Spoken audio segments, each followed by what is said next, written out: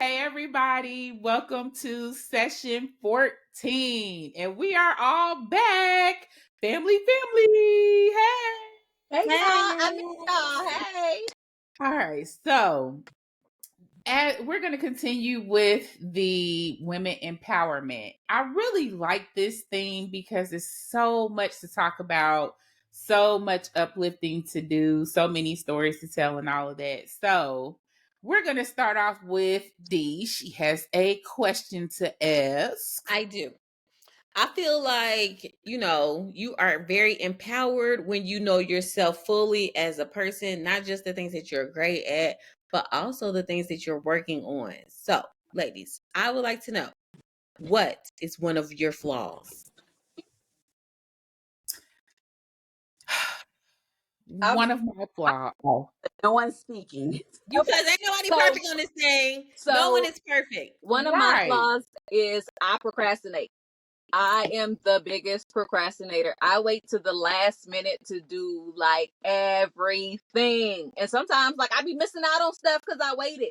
Like whether it be sold out or the sale is done or now I'm staying up until 5 o'clock in the morning trying to meet the deadline. Like I really be putting myself in some crappy positions because I'm a Because you procrastinator. wait till the last minute.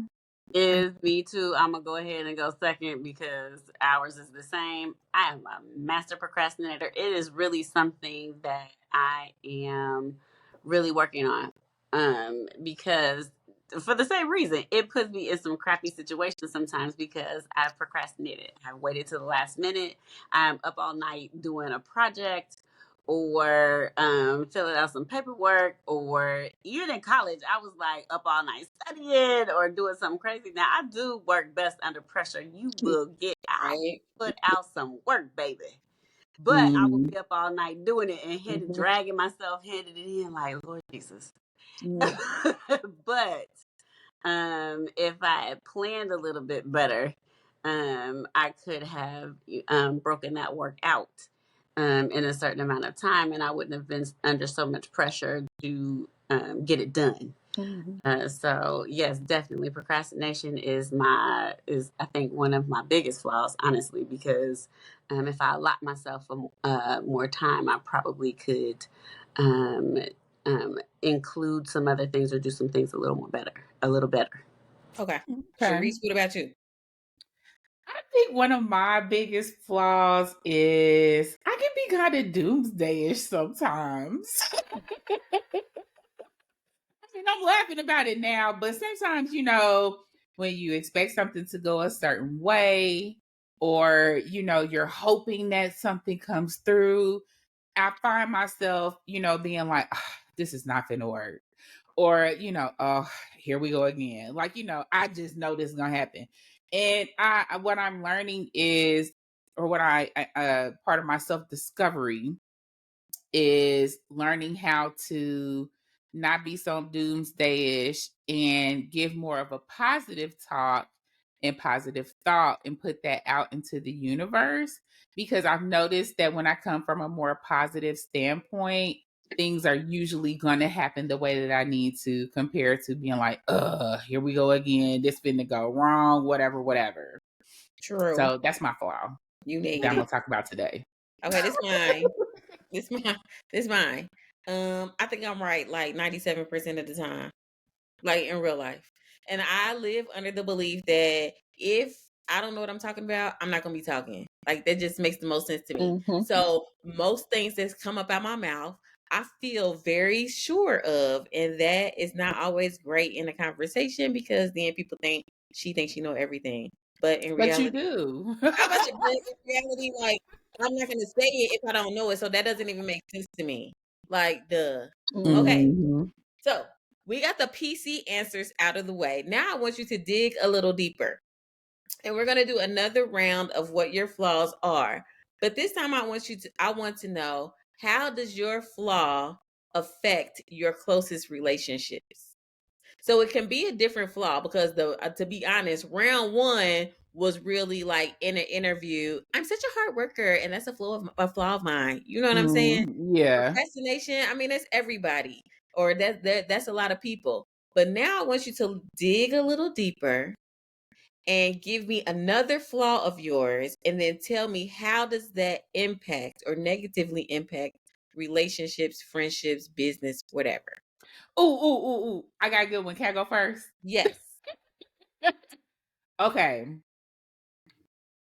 When I'm trying to figure out how to put it in words. Lauren could tell you best because it pisses him off to no end. If I am angry or I don't like somebody, anything that he says about that person,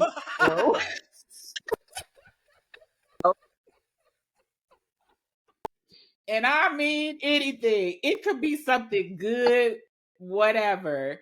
I'd be like, I don't care. Why are you talking to me about that person? I don't care. Like it is nasty. That's awful. And I don't know why I do it. Well, you know, because you don't care, because you don't like it. True, I don't. Yes. So, but how does that negatively impact the communication between you and Lauren then? He gets mad because I just immediately shut him down. Like he could just mention their name and I'd be like,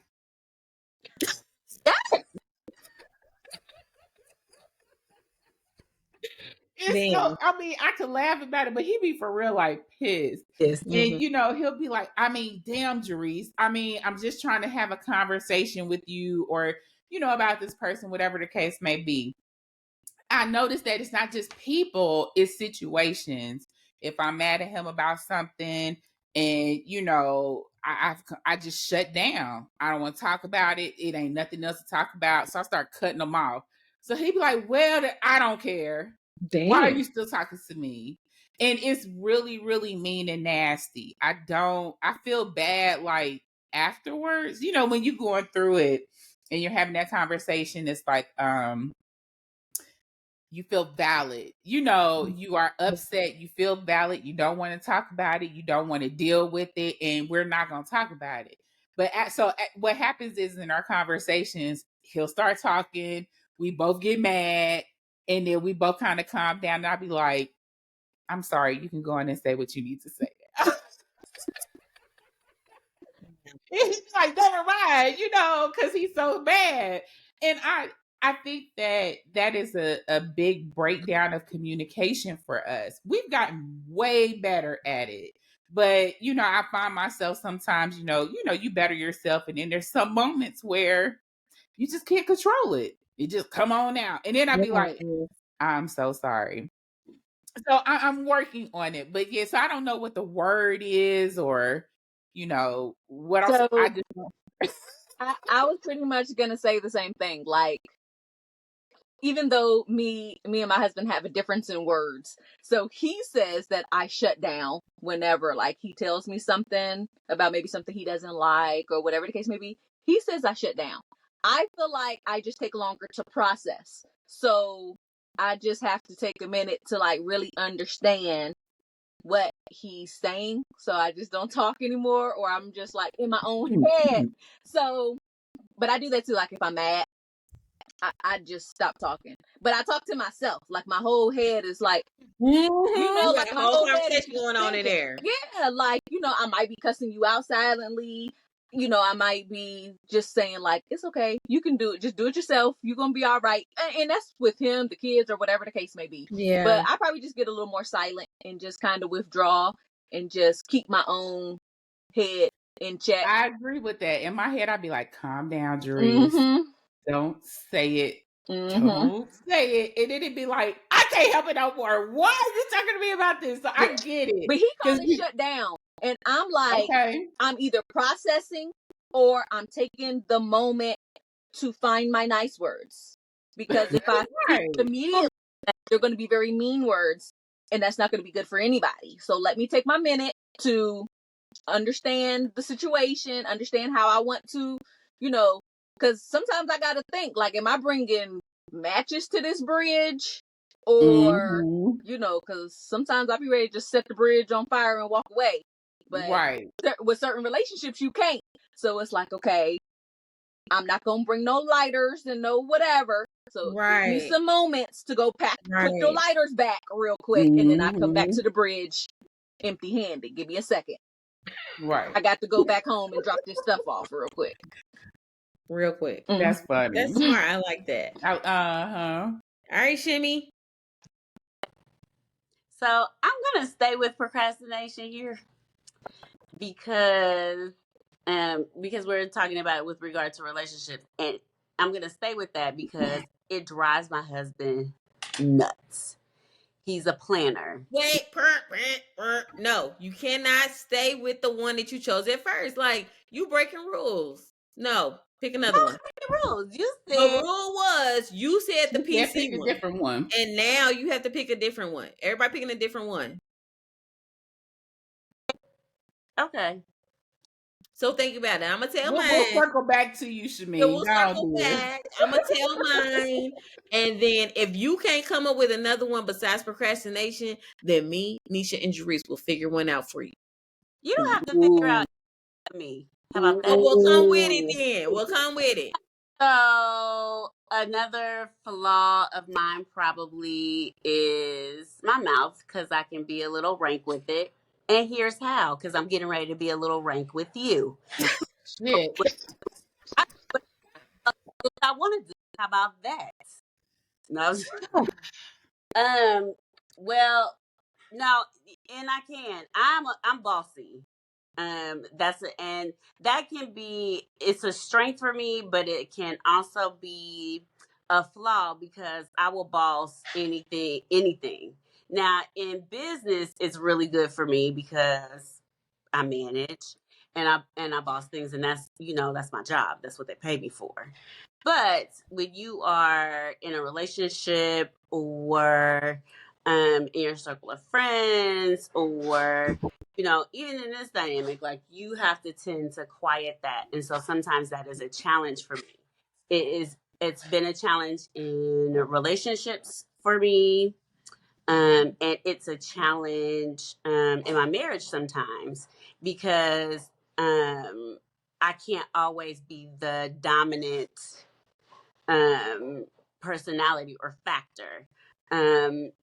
I am very, okay, this has to be done. We got to do this. You know what I'm saying? Or it has to, be my way. And so for a long time, of course, and people who know me, I've been single most of my life. So coming into like a marriage dynamic and having that, okay, it's just what I say. Having to kind of change that dynamic and work with someone else within that structure of my life, it tends to be challenging to have that mentality. So that's how that personality in me, while it has carried me throughout my life, it has also kind of become a flaw too. So that I find I have to kind of, dial it back a little bit, or even what Ranisha said, sometimes I have to process a little bit. Okay, I don't want to necessarily bring the matches to this bridge. I kind of have to listen and process a little bit before I go, okay, so do you want me to run this, or are you just telling me because you want me to listen? Right. Dynamic going on here, or I have to take 10 minutes before, after I get off of work, before when I come into the house, because I want to come into the house and go, okay, this is what we got to do. This is what's going on. This is how it got to be. Like I am at work. That still sound manly. You still sound like the man.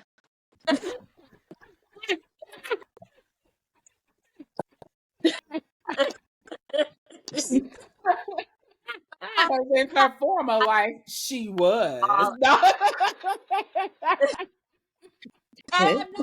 manly. I have a husband who is very masculine, who, runs things, you know what I'm saying, who is very, he is that. And I couldn't have a husband who I ran over. You know what I'm saying? I can't have a husband like that. And so sometimes we, have to take turns on who is going to, because we can't be like this. So I have to recognize, and really so does he too, but we have to recognize, okay, which situation are we going to be in, who's going to handle this one? I think that's very good teamwork. Because marriage is teamwork.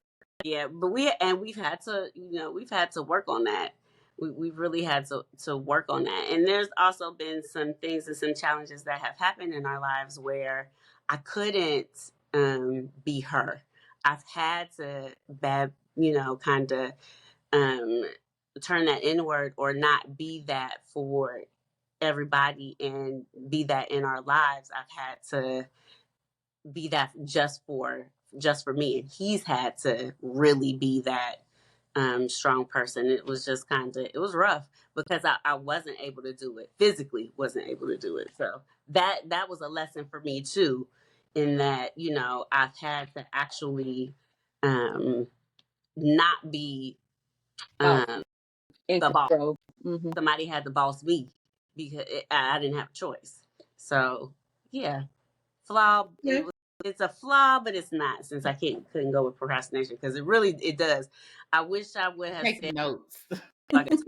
How that does affect us, because we are polar opposites on that, like polar opposites. So it does affect us. But yeah, that too. I cannot be bossy in this relationship like that. I cannot do it. Well, I want to thank you for digging deep and being honest, Shameen. Thank you. Mm-hmm. Okay, my turn. So y'all know, or most people know, like, I am rainbows and unicorns, and I'm very positive, and I, appreciate the growth that we all have to go through as humans. But I'm impatient with that shit. So like, I feel like if it's something you're not doing right and you need to grow, then that needs to happen right now. When we acknowledge that there's an issue, then you need to grow like right now. Not when you get like ready that, to grow, like that tone, not when you ready to release you. But like, if we talking about it, then it needs to happen like right now. That is a flaw of mine. And cut. I'm laughing because that whole tone and all of that is how she talks when those conversations are going on. And I think that is just so funny, because I'll be like, dear. Well, that's another thing too. Like I told y'all, like, number one flaw is I think I know everything. So I'm not going to speak on it if I don't know nothing about it. Number two flaw is if we know about it and we are talking about it, and then we can grow from it. And we're not going to wait on this growth. We're going to grow right now, because time is of the essence, and life is about living. And if you want to live your best life, then you need to know where you didn't fuck up so that we can grow. It's like a sparring match with her, because she just be going back and forth about this conversation right now. And Dia, I'm so glad you said that, because when people come and talk to me about Dia, and they're like, I wish she would just counsel. And I'm like, no, you don't. Because I'm gonna hold your feet to the fire. Like, I want people to grow. I want people to live their best lives. I want people to like thrive in what like what you waiting on. Counseling session to be like, but that's like some dumb shit, and you need to the growth needs to happen right now. Just what she said. Mm-hmm. Wake up tomorrow different. Yes, right. Every day is a new day. Like, that's myself. Like, every day is a new day to get things right. So why are you fucking up now? Because you knew yesterday that was wrong, and so today is a great day to get things right. You should have done that same thing you did yesterday, because that was done yesterday, and dumber today that you repeated it. Come on, Nisha. Like, if you know how to grow, then what are you waiting for? Right. What are you waiting for? But then I also have to remember, like, to trust the process. Just because we acknowledge that some things are wrong, or just because we have a conversation about growth, doesn't mean that the next day the sun rises, that you're going to make whatever decision it is different than what you did yesterday. Because they may be like me. Everybody grows in their own time. They just may be like me and because procrastination could be with anything, working out, eating healthy, whatever. Like, I feel like, you know what, I really need to eat healthy, but trying to figure out that plan might be a little difficult. I don't have time to really sit and figure that out, so I procrastinate. Like, the procrastination could be with anything, not even just work stuff, but it could be with, I need to return a license plate. I'm probably about to be charged $15,000 million. Like, why I don't go return this license plate, I don't know. But girl, the next time the sun rises, because you know what you're supposed to do. When the sun rises, you need to step in your purpose and do exactly what you're supposed to do. Okay, Dia. So here's a question for you. Yes. Because you said that is one of your flaws. But, you know, and I guess more of a statement, because I'm trying to figure out how to maneuver through this as well. Practicing what I preach. Yes. So, you know, yes, you speak to people because it's like, no, you need to fix it right now or whatever the case may be. But then you say, trust the process, because you should. But everybody's process is different. So do you like kind of, when you have those conversations, do you ever like take a step back, like, you know what? This is their process. I'm going to say what I need to say. They need to trust their process so that they can move forward. I'm just going to plant the seed instead of kind of sparring back and forth. It just depends. So like, so it just depends. We'll have a conversation. And if like we're not on the same page, then I'll be quiet and leave it alone. Mm-hmm. Because sometimes like the more I talk, the more somebody will rebel or against what I say. So like it's no use in even talking about it anymore, because then that's when I have to trust the process too. Right. And like I'm learning on how to like let it go. Like say what needs to be said and then let it go. Right. You can't internalize somebody else's process. Issues. Like it's not my growth to make. Right. And that's so hard to say in a marriage too, because then you really get to know somebody intimately. Mm-hmm. You know how they need to grow. You know what I'm saying? And it just so happens I know when they need to grow too, you know. But they don't know that. I can't dictate that. No. Right. Sometimes they do not. And you have to be okay with that too. Here's the thing. Especially when you are talking to people, you're counseling people, and they really want to listen to you. Because they do. They want to listen to you. But at the same time, you have to be able to communicate with them so that you can reach them. Sometimes your communication, and you know what it is that you need to say to them, you know what it is they need to do. But if you can't get to the level with them, get down in there with them sometimes where you can reach them, if they're not hearing you, you can say it all day long and be right. One of my favorite quotes from Erykah Badu is what good do your words do if they can't understand you? Exactly. Mm-hmm. Exactly.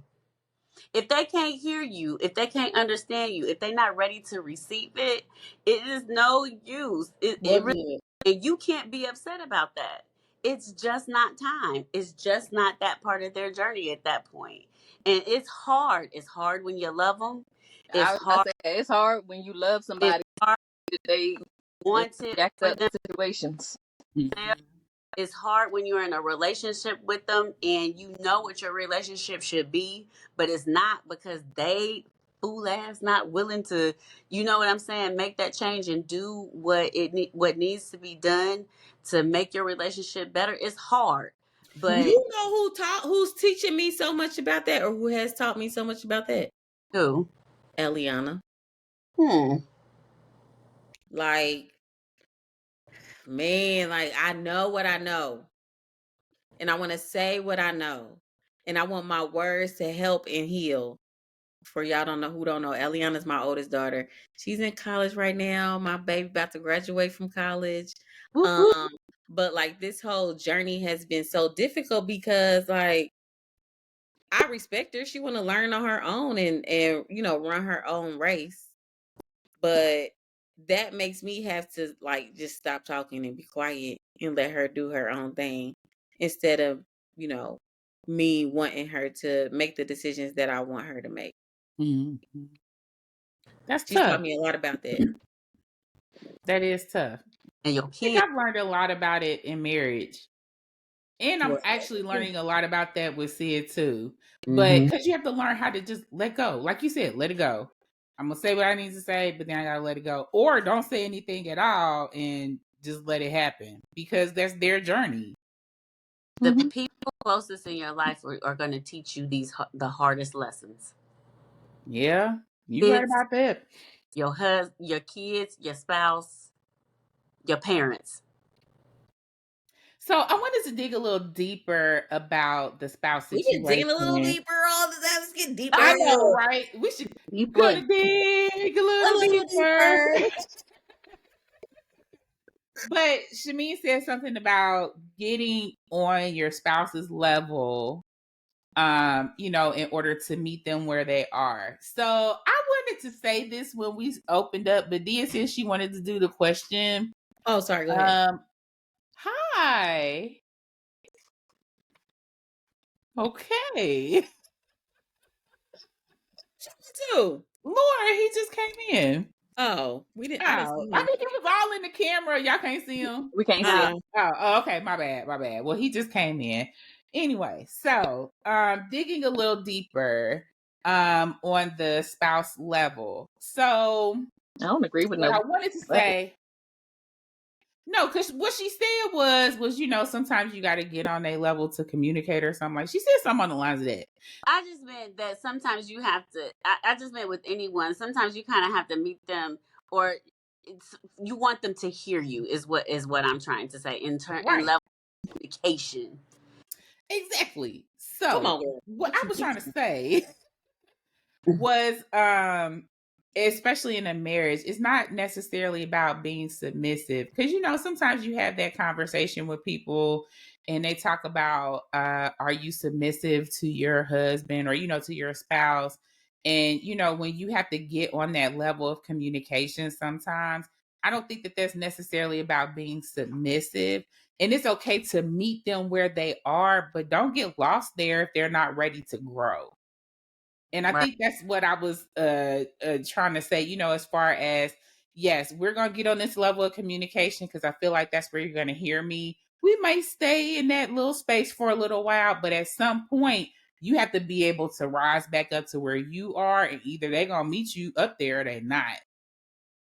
And what I really, like, in terms of what? Because I feel like if you love somebody, right, or if your goal is for your spouse to be happy or whatever the case may be, then I feel like you should be able to communicate what you need to communicate, and that person should make the adjustment if that's what's needed in order for your relationship to grow. I don't understand. I'm kind of lost in what y'all are trying to say. This is my thing. I know that if Andre is feeling a certain way, for example, or even if I am, I know that we can't like I can't rah. You know what I'm saying? Because he's not going to hear me in that moment. But if I go, okay, but that's not how I communicate with their partner. But if I say, okay, let's take a beat and process, or I understand how I can talk to him and he can receive what it is that I'm saying. That's all I'm trying to say. I'm not saying that I have to change who I am or change how I communicate in order to reach him. That's just with anyone. I know that I can straight talk you, Ranisha. I don't have to sugarcoat shit. I don't have to be nice about anything. You know what I'm saying? When I talk to you, for example. But somebody else, I might have to say it a little bit differently in our relationship, and say the same thing. But I know that I can reach that person if I say it in a certain way. That's all I'm trying. They say, like, with relationships or whatever, it's just a 3-step thing to communicate. You compliment, you complain, and you compliment again. That should really work with every situation. We're gonna compliment. I love it when, but then she gets on my nerves. Yeah, but you're the best. Yeah, honestly, like. So, for an example, you would just say, like, Dia, I really love you and I appreciate all that you do in the household. However, when you cook and you leave such a huge mess, it really messes with my mental. But so if you would clean up after yourself, that would really, make me happy. And if you need any help, just ask me and I would be willing to help you, or if you want one of the kids to help. But how can we make this, beneficial for both of us, that when you cook, you keep the kitchen a little nicer? And then you kind of leave with that. And then you should be able to communicate after that. That person should be able to hear you. And then you guys come to an agreement on how you guys can change that to make it work and then move on. I don't feel like anybody should have to rah-rah or you should have to hold back. I feel like you should compliment the person, complain, and then compliment them again, or figure out how you can work together, moving forward to change that behavior or whatever. I don't feel like you have to come down, meet anybody or go up or whatever. It's just a conversation. And then you guys agree or disagree, or maybe you say, well, I really don't like cleaning the kitchen, whatever. And then it's just like, well, maybe then you won't cook or whatever the case may be. But if he loves me, he probably shouldn't have an attitude and go like, well, I just won't cook then. He should just be like, okay, yeah, maybe now you can come in when I'm almost finished and we can start cleaning together or whatever. You know what I mean? I'm going to try that tonight. Yes. I'm going to try that tonight. I think that's a good way of communicating. But in reality, that's my reality. But that's not everybody's reality. Or not every day. Like every time you have a disagreement, sometimes things may go smoothly like that, but sometimes it doesn't. So how do you? So I mean, I'm learning to plant the seed. I feel like for me and my husband personally, I think it's a certain level of like respect that we have for each other too. Like I don't cuss him out. He doesn't cuss me out. I don't yell at him.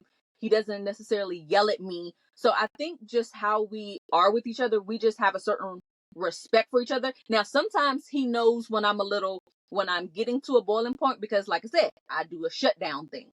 But because of his awareness of me, and I'm usually like, blah, blah, blah, blah. When I'm more quiet, he's like, what's up? You a little too quiet. How long did it take for y'all to get on this same page? I think that is what it take for y'all to get to that point, because for me, like, we still really communicate. We have a very raw communication, which is why I said sometimes it's just like we need to take a beat. Like, I know when we reach a certain level, I'm like, okay, we need to stop. And then we can come back and go say, okay, I feel like this, that, and the third.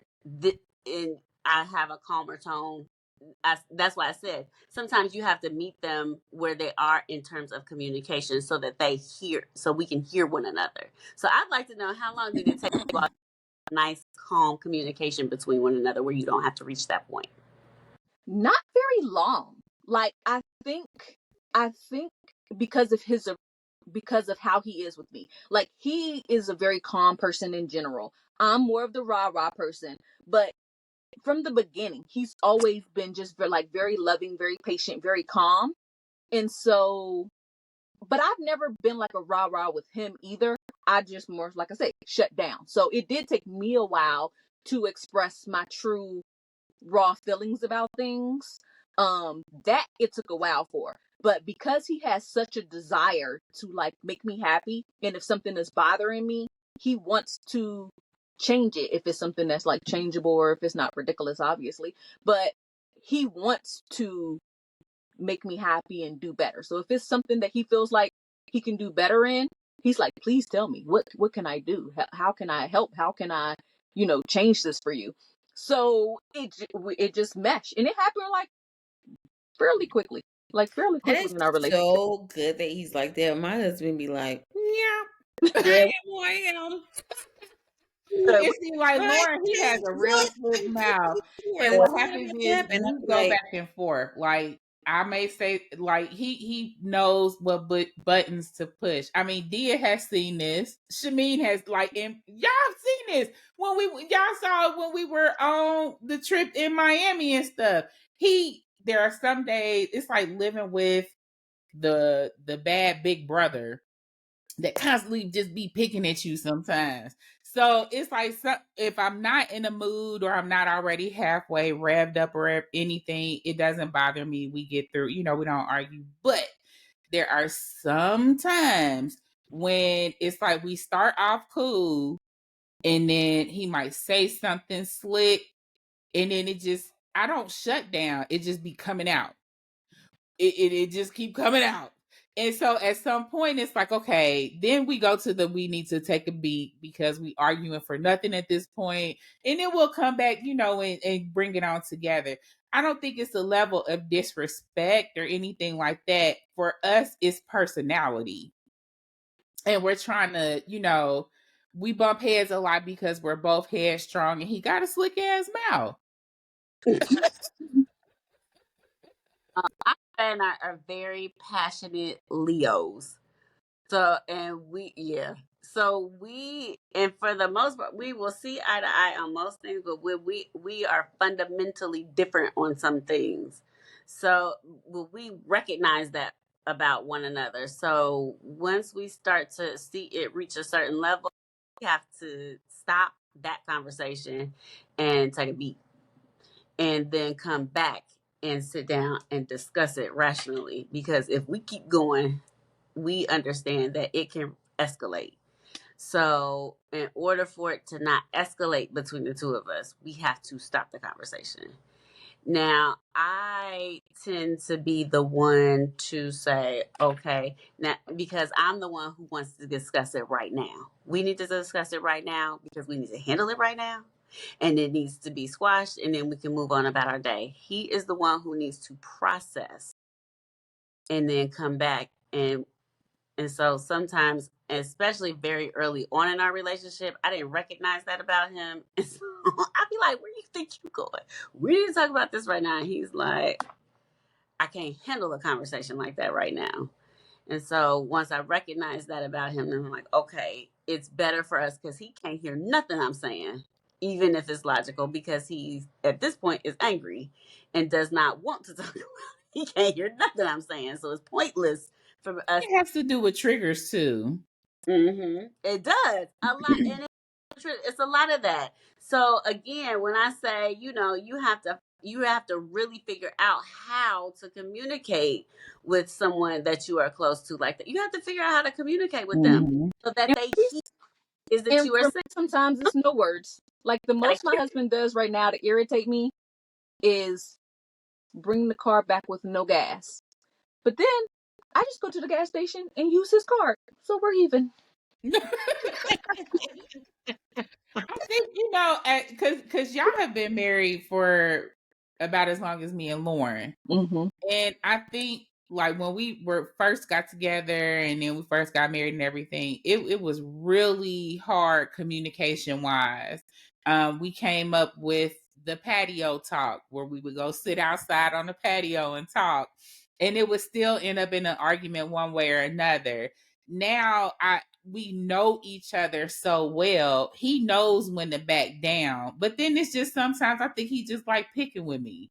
And he said that, and it's like, if you know it's gonna go there, don't do that. But I think that communication wise, we've gotten better at it. It doesn't happen as often, which I think is awesome, but it still happens. And I guess that's just a part of the process of, what is it, 3 steps forward, 2 steps back, or however, when it comes to the communication. 9 times out of 10, we cool, we can talk, we get it through. But then it's just that one instance that's just like, we finna blow up, and I don't care. We finna just blow up. All right. Next time we have a podcast and we talk about women's empowerment, we are going to play a shot game. And that shot game is, next time you mention your husband, you got to make a shot. Because we keep talking about growth and women's empowerment and stuff like that. And then all the conversation always goes to Yes, it does. But although you created it because you did ask, how does it right. So you gonna be the first one taking shots next time. But it could have been a friendship. It could have been what I was gonna say had nothing to do with men. But and matter of fact, I'm saying now. With a friend. Nobody thinks about their relationship with their friend. I barely see. I see these girls once a month or something. Like I don't even see them enough to be caring about their feelings that much like that. Because I wanted to talk about self-confidence and reminding yourself of who you are and all this other stuff. You the one who took this in the husband direction. You did take this in the husband direction. It was you. But so it was you. So you, the person who taught me was Eliana. No, when you were asking the questions, I asked about flaws and I asked about relationships. I didn't say relationship with your husband. I didn't say that. Y'all did that. So we'll all take shots. Anywho.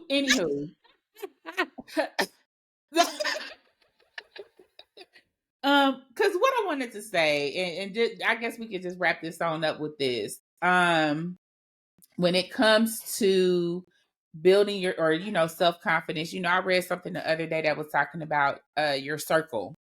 And I think that your circle is important because they're the ones that's going to help you lift yourself up.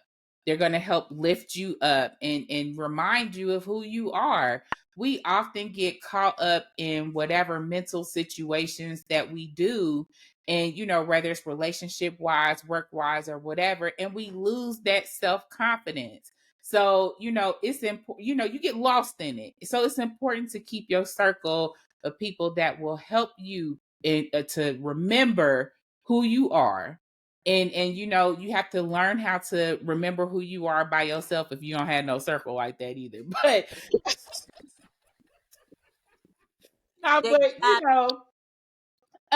just try to move through each situation, take your breath, find your balance and all of that, because at the end of the day, everything comes from within. Your confidence, your happiness, your peace, your balance is from within. So I hope y'all enjoyed this talk, the empowerment husband talk. And don't forget to follow us on Facebook or Instagram, and go to our YouTube page. And if y'all do ever want to join us for a conversation, please let us know. Or if you have topic, right? Or if you have a topic suggestion, yeah, suggestions, whatever. We are open. The church doors are open. All right, y'all. Y'all have a good week, and I love y'all. Peace.